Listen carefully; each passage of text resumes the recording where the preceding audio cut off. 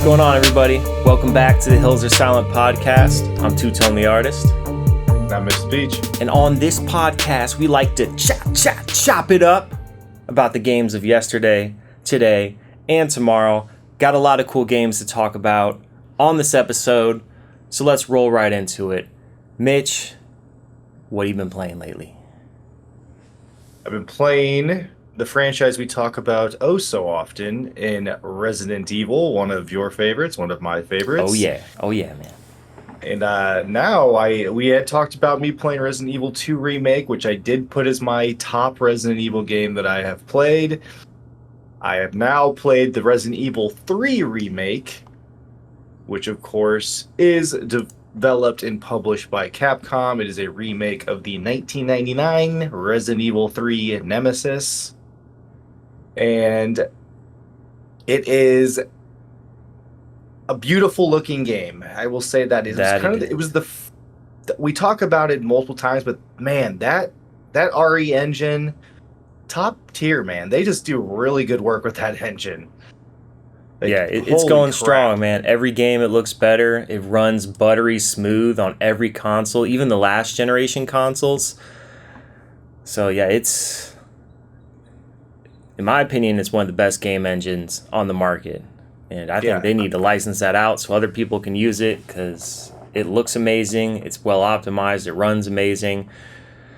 I'm sure there's things you could nitpick about, but for somebody who's just playing it and everything in motion, I don't really notice any issues with it.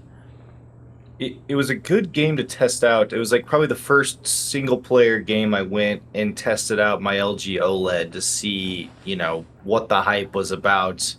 And man, it did not disappoint. I was telling you that I was playing RE3 and Raccoon City has never looked better. Like it's dark, but like the police cars, like the lights in the police cars, the bright blue and red are popping.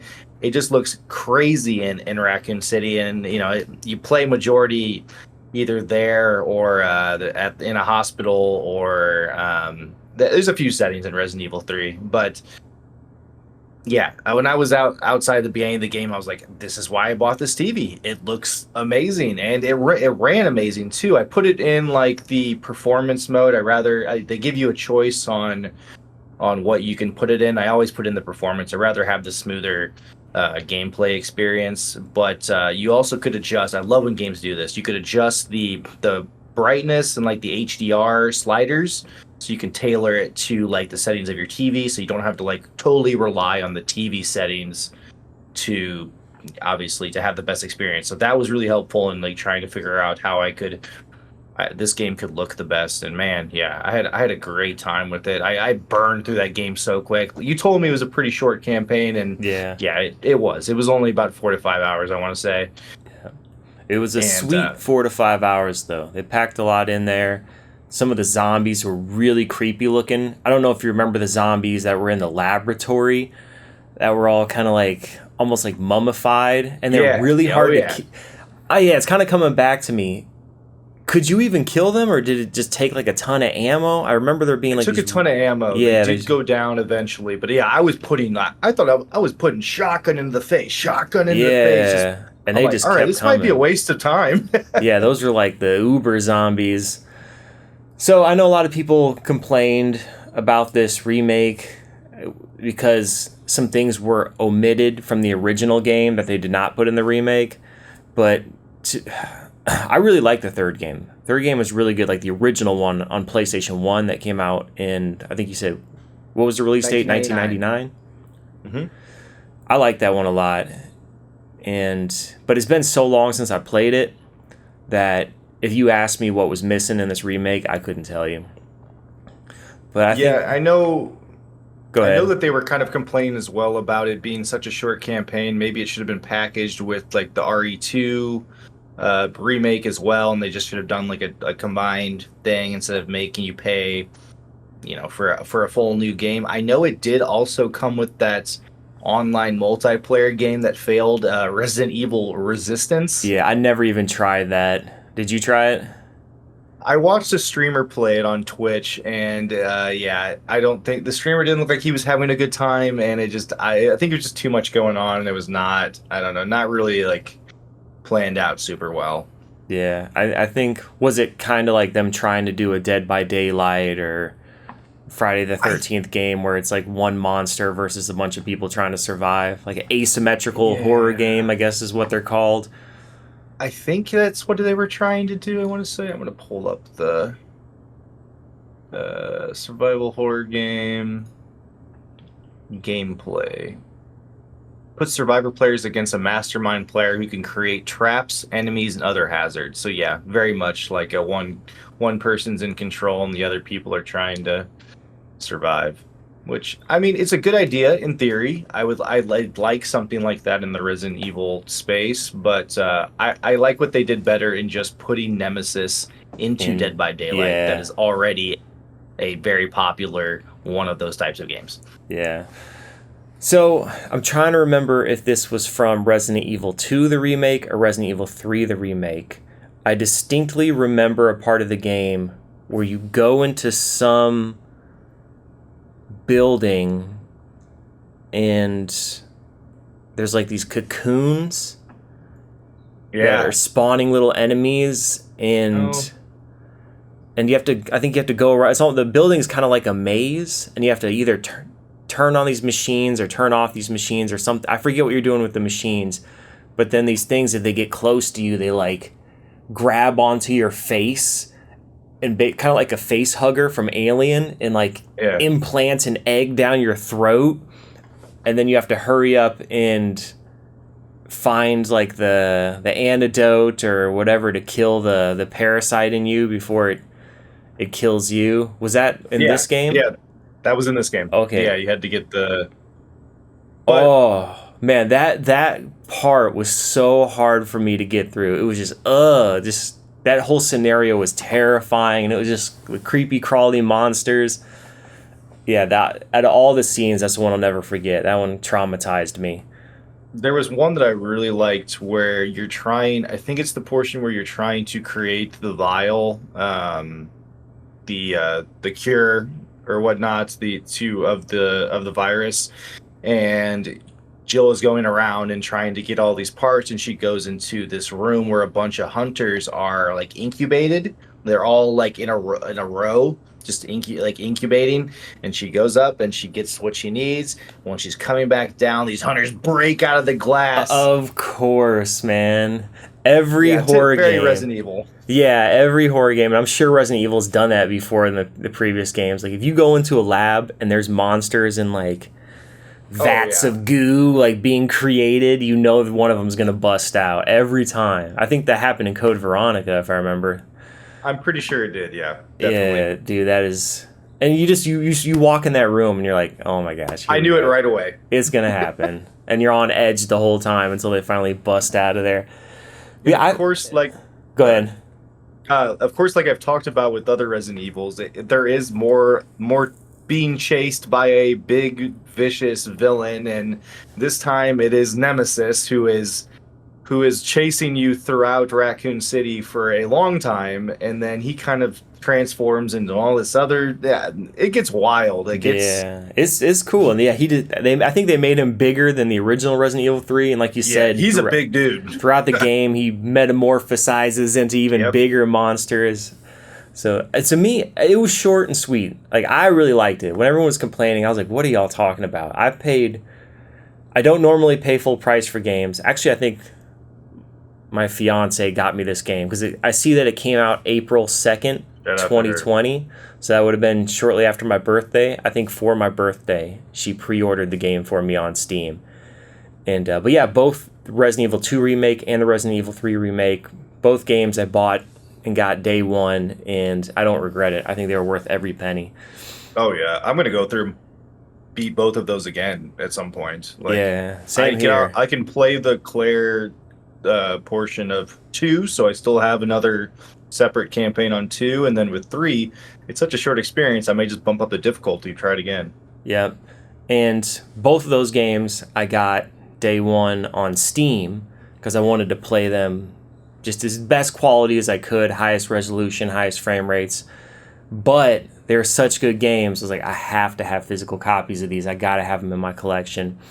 So later on, like a couple years later after they had been released, I picked them up on PlayStation 4 for like, I don't know, like $10 a piece or something. Yeah, they're pretty cheap now, which is great. That's why I've been kind of holding out on the RE4 remake because I'm like really craving more Resident Evil and I want to play the RE4 remake now, but I'm kind of waiting for that one to drop and I know it'll get down to that 15-10 buck range at some point. Yeah, eventually, especially since it's sold well. Usually when stuff sells well, they're not so concerned about it. It's funny that kind of like if the game sells really well, okay, we made our money, we can go ahead and lower the price quickly.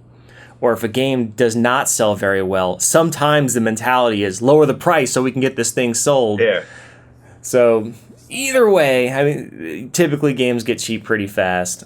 But yeah, I definitely want to pick up Resident Evil 4, and I'll probably do the same thing. I'll probably get it on Steam so I can play it in all its glory.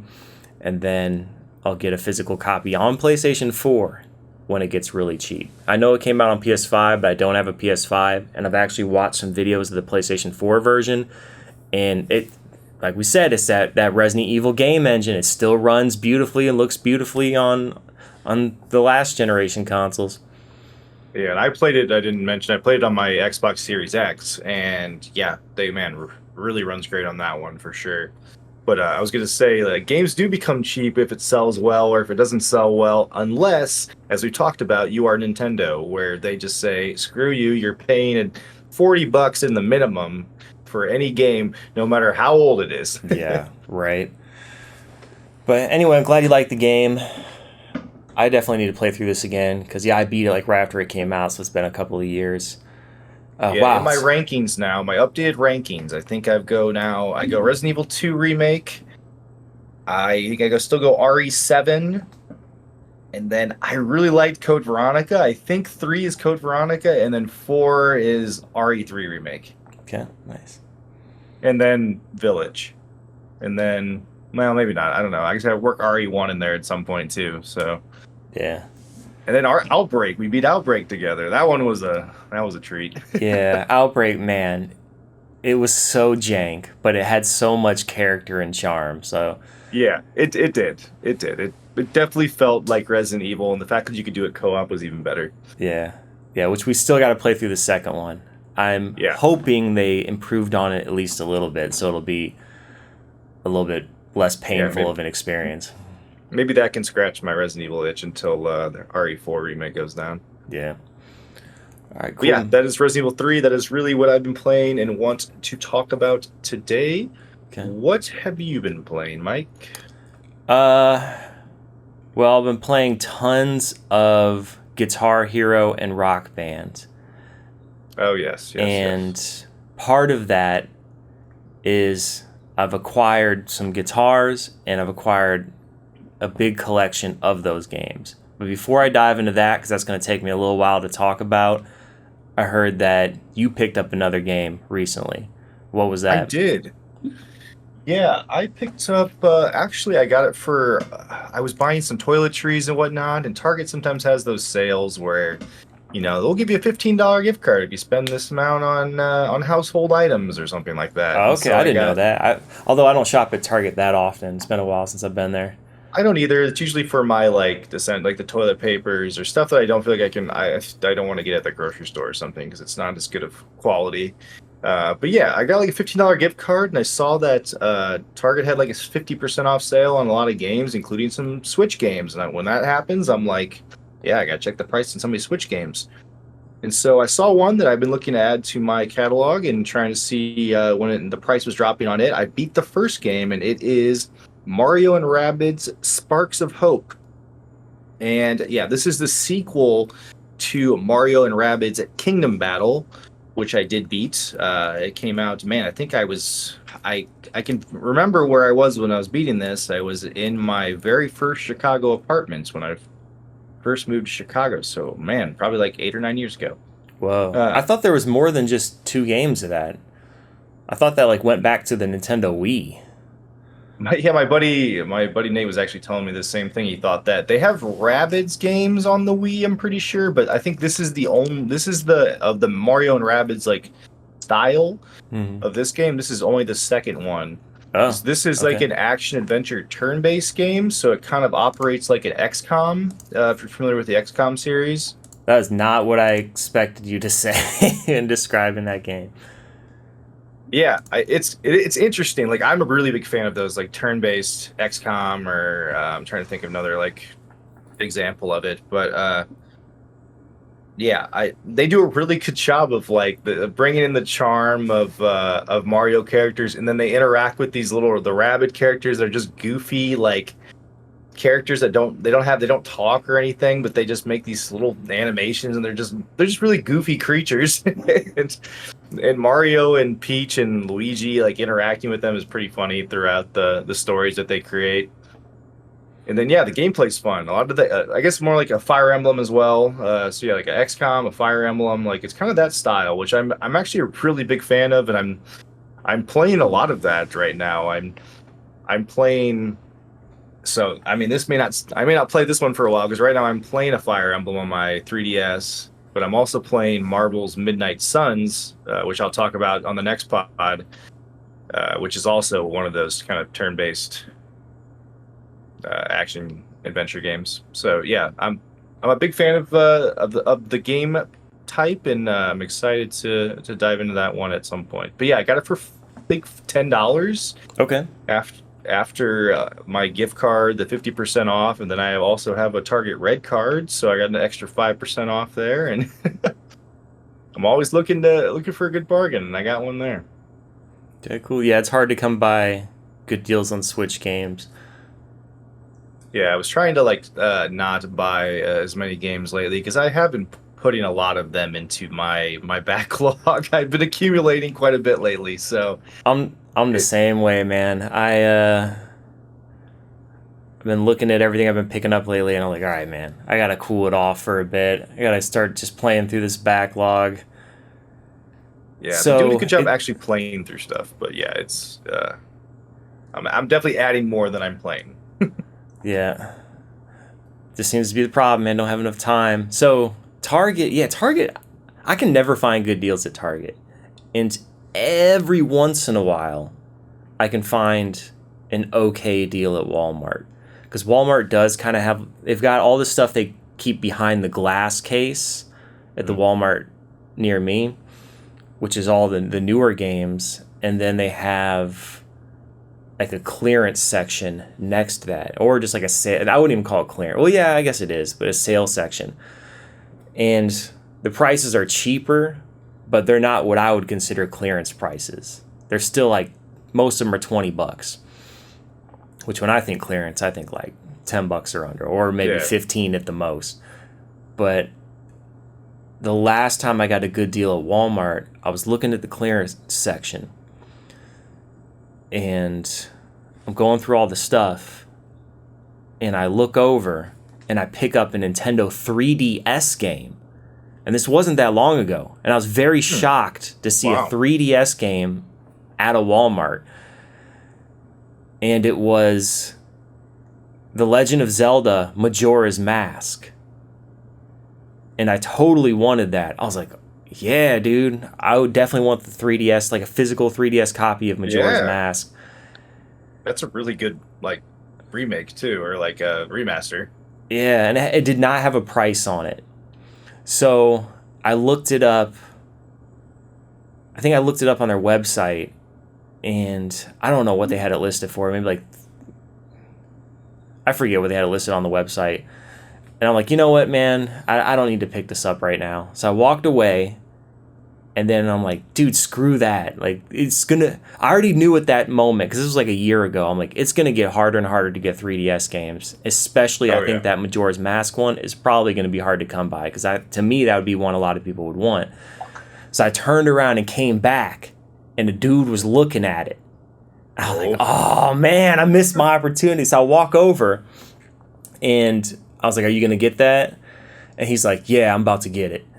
And then he starts a conversation with me. It's kind of an odd conversation. He's kind of an odd guy, but we talked about video games for a bit, and then I walked away, and I'm like, dude, that sucks. And I went and did the rest of my shopping, and something told me to go back to the electronics department one last time. I went back, the guy was gone, and he had hidden the game. He like stuffed it way behind a bunch of other games. Like you could tell he intentionally hid it. Yeah. And I don't know if he hid it because he was planning on coming back and getting it, or if he was just lying to me and he was not planning on buying it, but was like, I want to cover up my lie. Because it was kind of a weird dude. So who knows what was going through his mind. But I found it, like totally crammed behind a bunch of stuff. And I ended up buying it, and it ended up being only like $12 or something. Oh, wow. So it was on sale, and I think it was cheaper than what it was listed on their website when it rang up. Yeah, because I'm looking on eBay right now, and like the lowest you can get it for now is probably like $25-$30. Yeah, so I'm surprised it's still that cheap. Maybe there's just a lot of copies of it. Must be. Yeah, my physical 3DS collection is pretty slim. I got the Ocarina of Time and Majora's Mask, and I think I have like one of the Monster Hunter games, and that's it. A Link to the Past would be a good, or no, not a Link to the Past. What's the one that the new, like the actual, like, not a remaster they created to, is it A Link to the Past? I think it is. The one that they remade on Switch? Oh no, it's A Link Between Worlds is the one they created for 3DS, so it's actually a newer Zelda title. Got it. Heard really good things about that one, though. I have not played it yet, though. Yeah, this Rabbids one looks really colorful. Like, I love Nintendo, man. They do make these too colorful great for you, Mike. I know you sometimes say that games when they have a little too much going on, you're not a fan. Yeah. Wait, what did you say? I didn't even catch what you said. I said sometimes you say, I think we were talking about Shadow Warrior, like when games have a little too much going on, they're a little too much color popping, you get a little turned off by it. Yeah, this one doesn't look too bad. No, it's got some charm. Definitely Nintendo charm. It's more of a simple art style. Like, I can actually make out stuff in this. Like, Nintendo often goes for that cartoony look, which is easier for my brain to like digest. Because if it's really colorful, but also like there's way too much tiny detail, yeah, it hurts my eyes sometimes. But yeah, this one looks cool. I love their. Go ahead. What were you gonna say? Not related to this, but kind of going back to your finding deals at either Target or Walmart. I'm not sure if you remember on the original Xbox. I like vividly remember these, like seeing these at Target or Walmart. The platinum hits on the original Xbox, the ones that had the platinum border around it. And I remember like going and getting like Morrowind, I think was one of them that was a platinum hit on Xbox, and like begging my parents because it was like always retailed. Those were always $19.99. Yep. I love that. Yeah, if a game sold well, which typically means it was a good game, most of these companies like PlayStation would re-release them as greatest hits for PlayStation 1 and PlayStation 2. And original Xbox, it was the platinum hits. And Nintendo, it was like the Nintendo Selects or something like that. And when they would reprint them and re-release them under that banner, they were always way cheaper. Yeah. And it was great. It was a way to know that A, you're getting a good game, and B, you're getting it for cheap. So many games I got back in the day were, those platinum hits or greatest hits. And I know they introduced me to the Elder Scrolls series because Morrowind was like the first one I played. Yeah, that game blew my mind when I first played that. That was crazy. Mm-hmm. It was just like ultimate freedom in a game. Yeah, unheard of at its time. Yeah. So I don't know about the newest consoles, but PlayStation 3, I don't think they called them greatest hits anymore. Maybe they did. Let me see. Yeah, I'm curious because I want to say. Let me see. PS3 greatest hits. Let's say greatest. They were greatest hits. Yeah, they did still have greatest hits. Okay, they kept it going. Yeah, they got some good ones on here with Midnight Club 3 Dub Edition, baby. Yeah, and the interesting thing was on PlayStation 1, the greatest hits banner would be green, and then on PlayStation 2 it was red, and then on PlayStation 3 the banner was also red. But not only that, but oftentimes the whole case, plastic case, was red as well. So they definitely stuck out. And I know a lot of collectors are like, no, we don't want the greatest hits version. We got to have the original version, not the greatest hits. And sometimes the greatest hits ones are cheaper when it comes to the retro game collection world. But I could care less, man. It's the same game either way. I think it's funny. They have it. I think Greatest Hits is a very loose title in the PS3 days here because they have some great titles on here. Don't get me wrong, but they have Resident Evil Operation Raccoon City, which I heard was not a great Resident Evil game. Definitely not what I would consider greatest hits. But they've got some heavy hitters on here for sure. Yeah. So the interesting thing is nowadays when a game has an update, you just download it, right? Like you download a patch, you download an update for a game. Well, back in the PlayStation 1 and PlayStation 2 days, that was not an option because those consoles were not online. It was before all that really came about on home consoles. So oftentimes, a lot of people don't realize this, but oftentimes, which is another reason why I think it's ridiculous that collectors don't go for the greatest hits versions.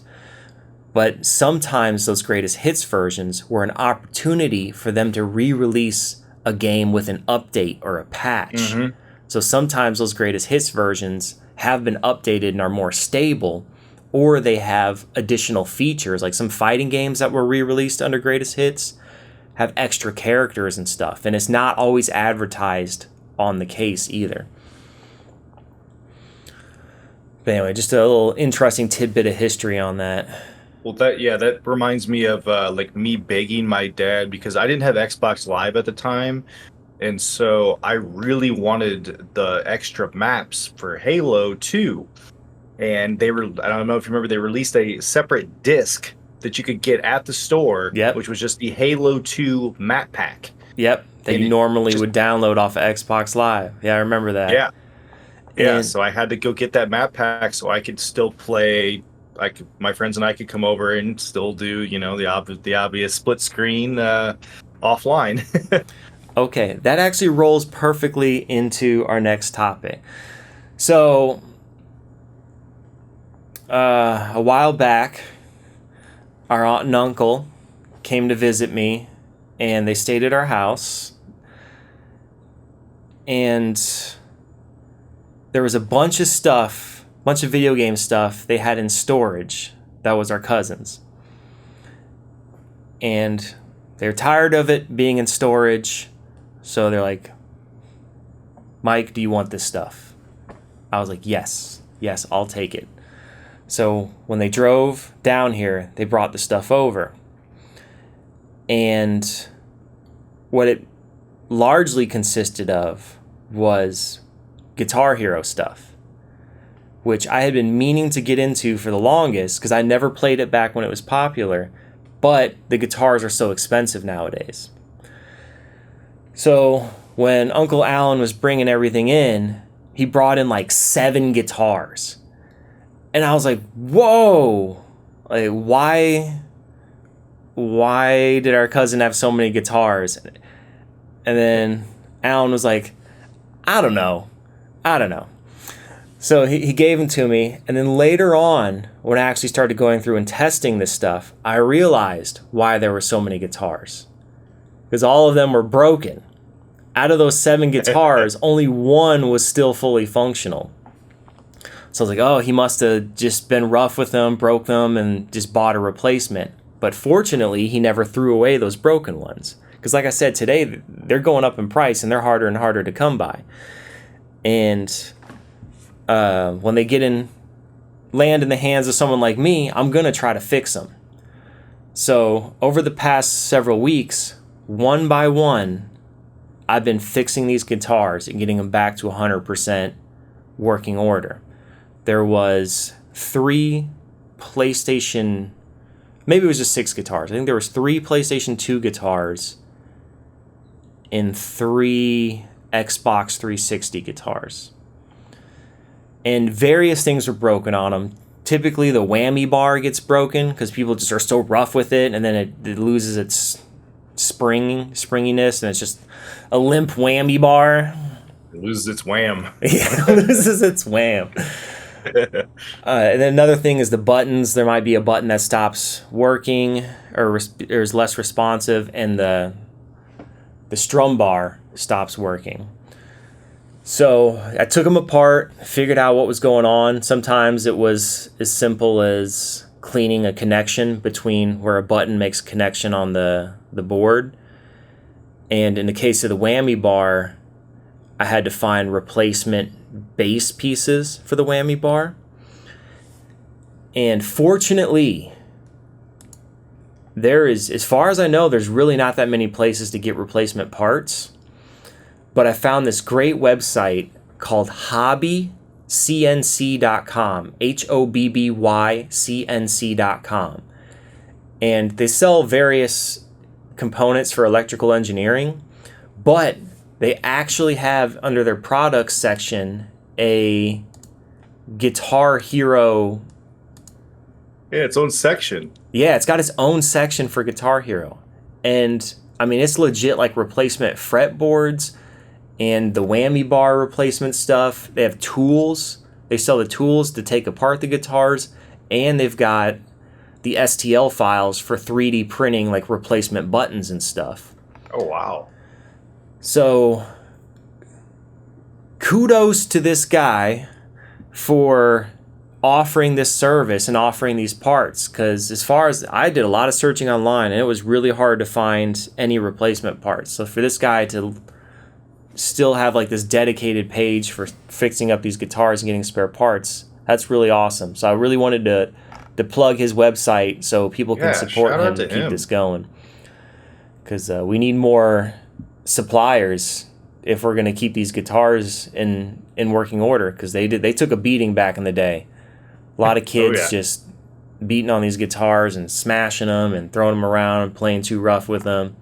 Or they got like Cheeto fingers and they're still strumming on the guitars with their Cheeto Dorito fingers. Oh man. But anyway, the hardest repair was one of the frets on one of the guitars. It would work when you strummed it down, but it would not work when you strummed it up. So when I took it apart, what I learned was it had a little board with two micro switches on it, one for the up strum and one for the down strum. So one of the micro switches had gone bad. And fortunately, they just used like your generic micro switch that you can get at any store that sells electrical engineering parts. And so I ordered like a bag of 20 for like $5 or something off of Amazon. Something crazy cheap. I only needed one, but I figured if I ever come across additional guitars or any of the other ones break, it's good to have the extra micro switches. But that required me to desolder and solder on the new micro switch.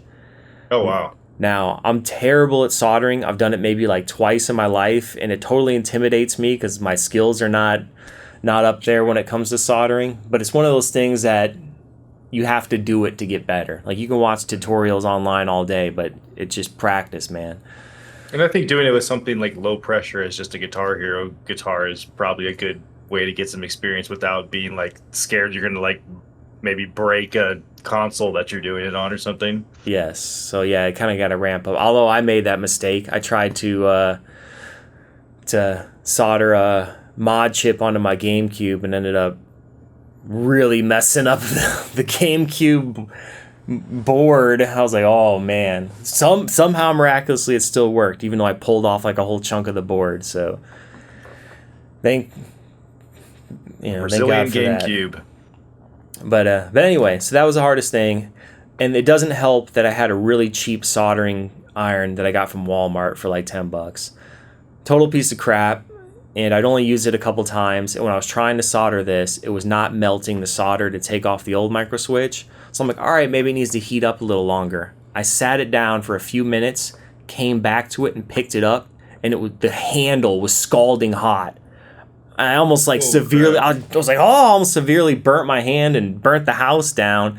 I'm like, dude, this is only the third time I've used this soldering gun and it's already malfunctioning. And you do not want something that heats up to 400 degrees malfunctioning. No shot. Like, that's a fire hazard. So I immediately unplugged it. Ended up ordering a better quality soldering gun that actually got the job done. And I was proud of myself. It wasn't the best job, but now all those guitars are in great working order.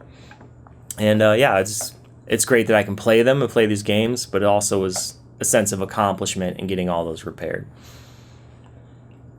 That's awesome. I love hearing your fixing stories of you repairing or modding or whatever. It motivates me to try and do some of that too. I know we talked about me doing modding my 3DS, but that's a lot more simple than what you're doing there with those Guitar Hero controllers. Yeah, I recommend to anybody, if you've got something it's already broken, so what do you have to lose? I mean, it already doesn't work, so that's your opportunity to take something apart, learn how things work. I mean, you learn a lot about just engineering in general by reverse engineering stuff, taking it apart, seeing how all the components fit together and what does what. And that's a great way to learn. And then you may luck out and fix it, and then there you go, voila, you got it. You fixed whatever was broken, and hopefully you didn't spend much money on it and didn't have to pay full price to replace it. Or worst case scenario, you didn't fix it and you have to throw it away, but you learned something. Right, like it was something that you weren't going to do anything with anyway. So yeah. I mean, I did it with some of my Xbox controllers that I have that I've kind of got like maybe like a stick drift or something's going on with it. I just need to like go and see if there's anything I can take it apart and clean it or something. I don't know. Yeah, and oftentimes you'll find it's something simple like that. Like you just have to clean something off to make a better connection. Mm-hmm. But anyway, so now I've got all these working guitars. I've totally been diving into Rock Band and Guitar Hero. And I got a few games from the stuff that Linda and Alan brought over. And those were some of the original Guitar Hero games on PlayStation 2. So even though there was Xbox 360 guitars, I don't think there was actually any of the games for Xbox 360. So I went through and looked through all the games that had been released for Rock Band and Guitar Hero and looked at all their soundtracks. So like, what has songs that I like, that I want to get? And back in the day, they had a huge DLC library. You could download all kinds of games. But I wanted the songs physically, because I don't even know if you can still get the DLC songs on the older consoles like Xbox 3. Yeah, I think I kind of figured they shut down that service. Yeah, if you have them, it's kind of one of those things. If you got them while it was available, you still have them, but you can no longer purchase them. See, that's what I thought. And then again, it goes back to our previous conversations about licensing music. Like, it doesn't last forever. So the best way to retain a game with its full soundtrack is to get the physical copy, which in my mind, I think that'll make these games more valuable as time goes on, because if you want to play these classic songs, the only way you can do it is with a physical copy of the game. So there was 1,000,001 Guitar Hero and Rock Band games released. Like, it was overwhelming. I was like, oh my gosh, man, this is too much. They had one specific to certain bands, specific to certain genres. So there was a lot I wanted, but there was definitely some I was like, all right, there's no songs I really am interested in. So originally, what I got from my aunt and uncle was, I think, just these two. I think just Guitar Hero 2 on PlayStation 2 and Guitar Hero 3 on PlayStation 2. And I have to admit, even though the Xbox 360 is a more powerful console, playing the PS2 versions on a CRT TV means no input lag. Right. So it really, the PS2 on a CRT TV is like the most responsive way to play it. It's just spot on, right on beat. It feels so natural. Whereas with like PlayStation 3 and Xbox 360, or even if you hook up a PlayStation 2 to a modern flat screen TV, you have to go into the settings and then fine tune the lag or delay compensation before it actually feels like you can play it on beat and actually matches with what you're seeing. So there's far less setup with the older PS2 versions. Shout out Guitar Hero 3, man. Got introduced me to one of my favorite bands, Senses Fail. Well, man, that's I first heard a song from Guitar Hero 3. Yeah, it's a great way. Yeah, like a lot of these games, there may be a few songs that I know that I want to play, but there's tons of songs I never heard of, and it's a great way to discover new music and new artists. Right. So going back to what we were talking about earlier about not being able to get DLC on older games and that Halo map pack game being released, Guitar Hero did the same thing. So instead of having downloadable content, Rock Band had these track packs. So smart. Like, I mean, it's just great that those even exist because, yeah, otherwise it would have just been downloadable content that you never would have been able to get. Yep. So on PS2, in addition to Guitar Hero 2 and Guitar Hero 3, which I had gotten, I ordered a copy of the original Guitar Hero because I wanted to see where it all started. I think I paid maybe $12 for this on eBay. It's pretty cheap. And then I picked up the Rock Band Track Pack Volume 1 because Volume 1 is only available on PS2. All the other ones released on PlayStation 3 and Xbox 360. So I kind of, even though I said it was a great experience to play it on PlayStation 2, if there was a newer 360 version of the game, that's kind of the console I prefer to get it on. But Track Pack Volume 1 is only on PlayStation 2, so I had to pick it up there. Definitely has some great songs on it. And then the other Track Pack, which was also only released on PlayStation 2, and also possibly Wii. The Wii got a lot of these games too, so don't quote me on this stuff. It may have also released on Wii, but it definitely did not release on PlayStation 3 and Xbox 360. But the other one was Guitar Hero Rock the 80s. Oh, wow. I didn't even know that one existed. So, yeah, this is a fun one. And the interesting thing is these earlier games, all the songs were remade by like an in-house band. So it's not the original artists' versions of the songs. Really? Interesting. But in the later games, when the series started getting more popular, they actually were able to get a hold of the master recordings. So it's actually like the real artists' songs that you're playing. But yeah, so essentially the older games are all covers. I see there's a Rock Band metal track pack that was on the Nintendo Wii. You're jumping the gun, man. Jumping the gun. Oh, I'm so sorry. Man, I've spoiling it for our listeners. I apologize. So anyway, shifting over to the Xbox 360, which is really where I wanted to get the bulk of collection of this stuff. I got a lot to go through, man, so let's just crank through these. Let's do it. All right, so even though I had Guitar Hero 2 and 3 on PlayStation 2, I picked up the newer 360 versions. That was my introduction. Second one or the third one? Second one, 360. My dad got me that. So in addition to that, there was a fourth one, but they just called it Guitar Hero World Tour. Yep, I played that one. Then they had Guitar Hero 5, which they went back to numbering them, which is kind of a lame cover. All the other ones were cartoony and kind of just poppy. A speaker? Like, come on. Yeah, it's just a speaker. But they really ramped it up. Like the first couple games had like 25 songs, and then by the time they hit Guitar Hero 5, they had 60, 70, 80 songs. Like they were fitting a lot onto these discs. And then you're making me want to play this again, and I don't need to buy any of this stuff. But yeah, so the second and third one I got for cheap. I think Guitar Hero World Tour I got for cheap. All these were like less than $10 online. Guitar Hero 5 was kind of up there. Not sure why. I think that one was maybe like $30. I got Guitar Hero Aerosmith, which this one was $2.50. Breaking the bank.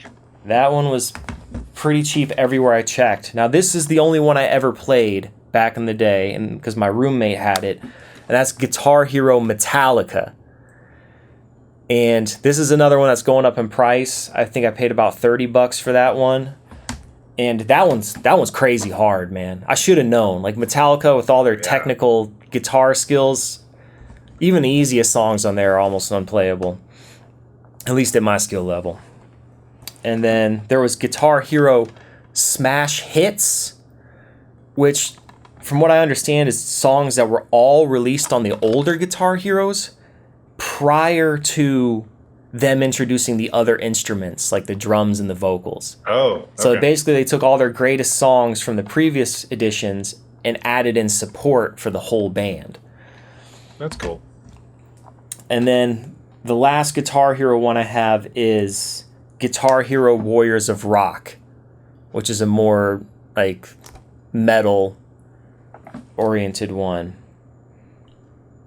Yeah, I didn't know that one existed either. So yeah, man, whole stack of Guitar Hero ones, and they vary widely in price from like $2 to $30 at the moment. So yeah, Those are really cool to have in a collection, though. I think you made a good investment getting those. I think that's really cool. yeah, and who doesn't love music, man? It's like Right. you have a party, people come over, it's like, man, let's play some Guitar Hero and whatever song or music genre you like. I bet you I got one that we can jam on. I think you need a stand at your wedding that just has, all your guitars and all the. All the Oh, dude, that'd Guitar be Heroes. awesome. A Guitar Hero like section. Yeah. That's a good idea, man. Anyway, so now we're rolling into Rock Band. For those that don't know, Harmonix made the original Guitar Hero. They left Activision, but Activision retained the rights to Guitar Hero, so Activision continued to make them, but handed the duties over to a different development team. And Harmonix then went on. They're like, well, we still want to make Guitar Hero games, but since we no longer own the rights to it, we're going to make Rock Band. And thus Rock Band was born. And they really jumped it off with having more instruments than just the guitar, and started a whole revolution with that. And then later on, Guitar Hero followed suit and then started supporting the rest of the instruments. But Rock Band, as I mentioned, it had the Track Pack Volume 1 that was only released on PlayStation 2. And then Track Pack Volume 2 was released on Xbox 360. And then what you mentioned, the Rock Band Gave it away. Metal Track Pack. Very cool. So after that, they released Rock Band 2.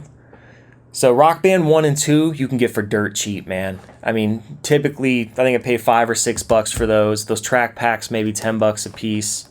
But Rock Band 3 is becoming highly sought after. Really? And this one, it's hard to get for less than maybe $35. And they went all out with Rock Band 3. Because it spans so many different music genres. Like, there's all kinds of stuff beyond just rock. And they also introduced a piano, which nobody's looking for those right now. So I was able to get the piano controller for like $20. And just like the drums, it's the real thing. So with the guitar, you're just mimicking playing guitar. But with the piano and the drums, you put it on the harder difficulty, it's like for the real instruments. So with the piano, you can learn to play the songs on piano in real life through Rock Band 3, or you can learn to play the real drums for these songs with Rock Band 3. And then with Rock Band 3, they introduced like this Pro controller, this Pro drum controller, which is literally like a full-scale MIDI controller that you'd see at like a professional studio. So So you can either use it in Rock Band to play the drums, or you can actually plug it up to like Pro Tools or something and actually use it as a MIDI drum kit. But those are hard to find, and those are typically going for like $300 or $400 Oh, wow. as of today. But I'd love to have one of those to Yeah, play as the a guitar drummer, parts. I would definitely want to have one of those drum sets, but just the amount of times I move, I would not want to lug around a Guitar Hero or a Rock Band drum kit. yeah, it's a full size one too. So after Rock Band 3, just like with Guitar Hero having the Aerosmith and the Metallica standalone games, there is Rock Band Track Pack AC/DC Live, which is just like the Aerosmith one. You can get this for like $2.50. Nice. Well, there are a couple AC/DC songs I like, so it's like, hey man, if they're giving it away at that point for $2.50, I'll take one. And then of course, the legendary The Beatles Rock Band, which, man, yeah, they went all out with this one. It is completely styled in of its own. It's it's just dripping awesome. with That Beatles. one has, I made my dad, because my dad really wanted me to get that one, because obviously a huge Beatle fan. But I made him get like it came with the full kit, I believe. Like you could get it as like a package with the drums and guitar and vocals and whatnot. But that one has the best drums of all the rock bands that I've seen. Like I loved the drums for that one specifically. Really? Yeah, like it was just super responsive. Like the original Rock Band drums was just not super responsive when I would play with those. But man, whatever they did with the Beatles one, fantastic. Interesting. See, when I was looking at those game stores in Gulf Shores, they had an in-box drum kit for I think Rock Band 2, and I think they were selling it for like $100. And I have the guitars, I got the piano for Rock Band 3, but I don't have a microphone and I don't have a drum set. But I don't know which one to get, so that's good to know. I would really recommend that Beatles one. It's very responsive. Okay. I used it for everyone going forward after that. Interesting. All right, so that's good. I didn't want to buy the Rock Band 2 one and then find out that it was like there was a way better one I should have gotten. So, and that's another thing too, like if I get a drum set, I know the guitars typically are interchangeable between the games. Is the Rock Band drum set compatible with Guitar Hero games? Do you know? Ooh, that's a good question. I don't know that, actually. See, that's why I wanted to be careful on which drum set I got. Because like, whichever one I get, I have to have it be compatible with all these games. So I'm like, I got to figure out what's the best drum kit out of all the ones they released. I'm linking you the eBay listing for what it looks like, the Beatles one. Okay. It's actually everything. It comes with like a Les Paul too, I think. Or Beatles Rock Band drum kit. Comes with everything, actually. Images. So, okay. So see, it's got a lot of these drum kits are so different looking for these. I see the Beatles one.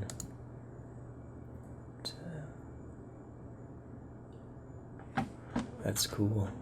Yeah, and then they even had... They're pretty pricey though, man. What's it going for? It looks like you can get drums on their own for like $100 plus shipping, like $20 shipping. Okay. But like the whole thing, like there's one that's Xbox 360 drums, guitar, mic, stand, box, looks brand new. Like $300. Yeah, that sounds about right. So what's interesting to me is later on in the later Rock Band games, they released an attachment for the drum kits to add cymbals. Yeah. Did you have that? I did have the cymbals. Yep. Okay. Yeah, it was like a whole was cool, separate 'cause, kit. like, in those rock bands, they give you an opportunity to like kind of like just freestyle almost and just do whatever you want at certain points, or like add some fillers into the song. So it was always cool to have the hi-hats, because like they didn't like incorporate the hi-hats in a lot of the songs, but you could like still do it when you're doing some fillers or whatnot.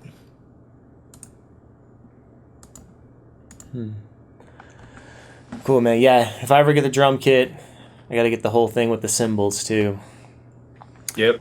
Anyway, can't have it. You got to go all the way. Yeah, man. How you gonna have drums without cymbals? Like that's Right. part of the drum. That should have came with it from the get go. It's true.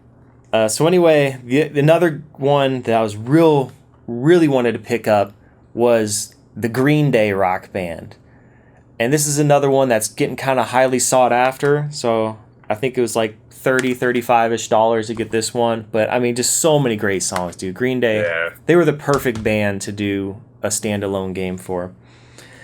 And last but not least for Rock Band, we've got... I didn't even know they did a Lego Rock Band. That's crazy. Lego Rock Band, man. Lego's done everything. Yeah, I heard this one's pretty goofy and fun, so I had to check that one out. But anyway, yeah, dude. Freaking ton of Rock Band games, and there's even more that I didn't pick up. But the stack is looking crazy hefty over here for Rock. And this not even including the. Oh wait, hold on, I forgot the PS2 one. So that's impressive. All right, this isn't even all the games, so it lets you know how crazy they went with releasing Rock Band and Guitar Hero games. But the more impressive thing is you got all that for probably under $100, right? I mean, yeah. Well, yeah. You said you paid like 30 for a couple of them, but yeah. Let's say with that keyboard that I spent $20 on, probably less than $200. Okay. Yeah, not counting the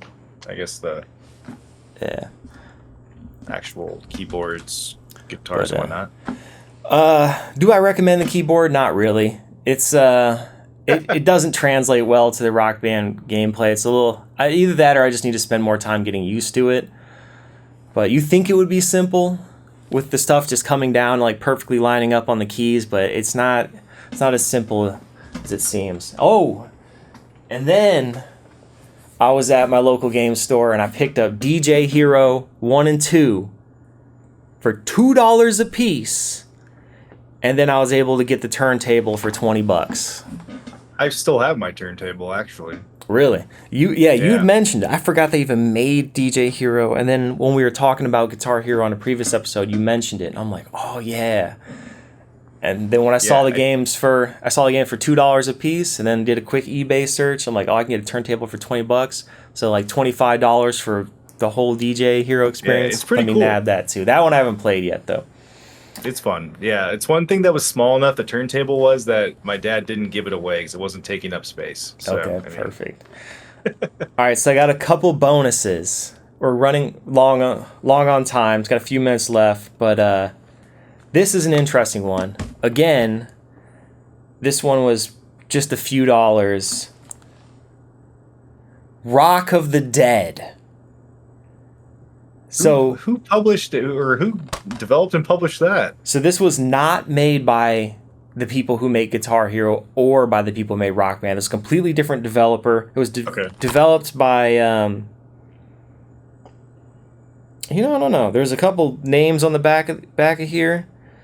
It looks like it was published by UFO, which I've never heard of that publishing company.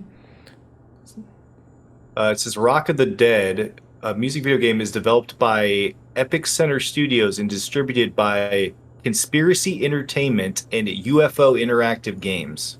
Interesting. Yeah, it's pretty funky, man. And I love zombie games, so I had to pick this up.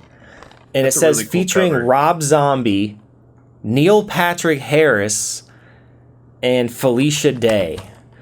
And you literally go through just like House of the Dead, like it's a rail shooter, but instead of shooting the zombies, you have to play guitar riffs to blow their heads off. And apparently there's boss battles and all kinds of other little crazy monsters in there. But that's really cool. It's so weird, man. I was like, I had to pick this up.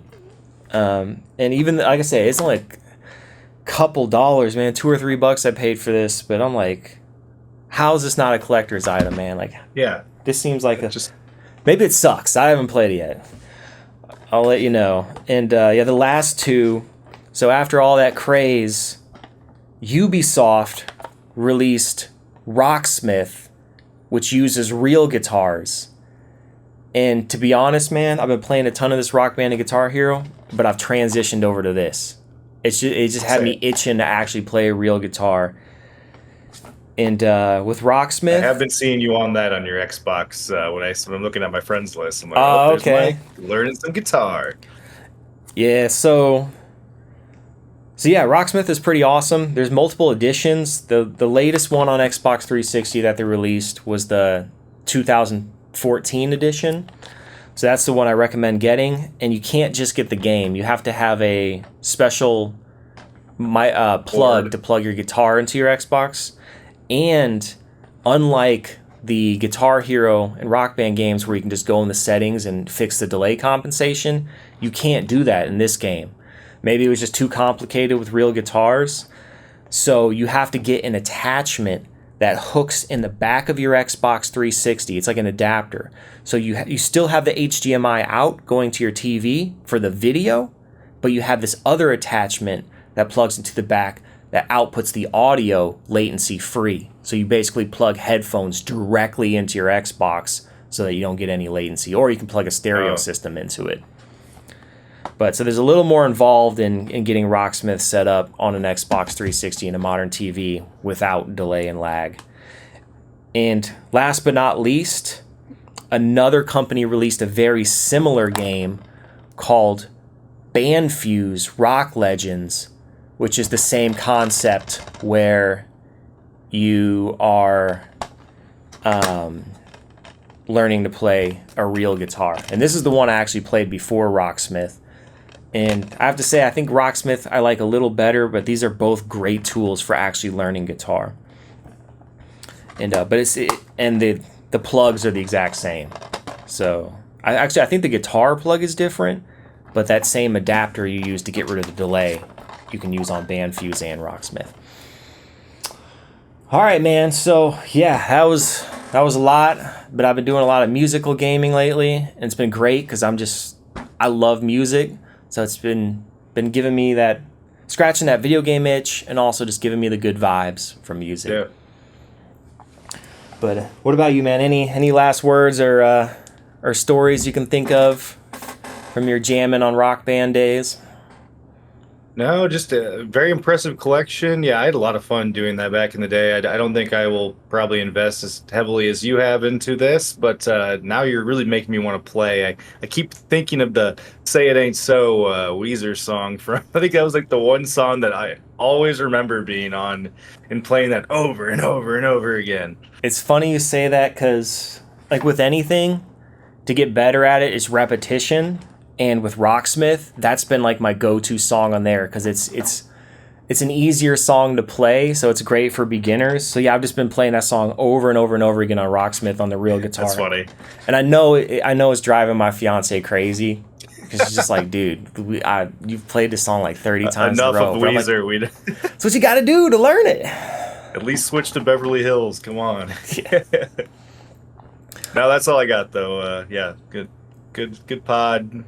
Love music, rhythm games. Yeah, might invest at some point down the line. Cool. All right, man, we can call it there. Thanks everybody for tuning in. You can find all our episodes on YouTube, Spotify, Apple Podcasts. Where else are we at, Mitch? Yeah, our Twitter is at The Hills Are Silent. Our Instagram is Instagram.com/Hills Are Silent. Our TikTok is at The Hills Are Silent Podcast. Our YouTube again is at The Hills Are Silent. If you have any questions, comments, game recommendations, anything at all, hit us up on our email inbox at hillsaresilent@gmail.com. We will catch you on the next episode.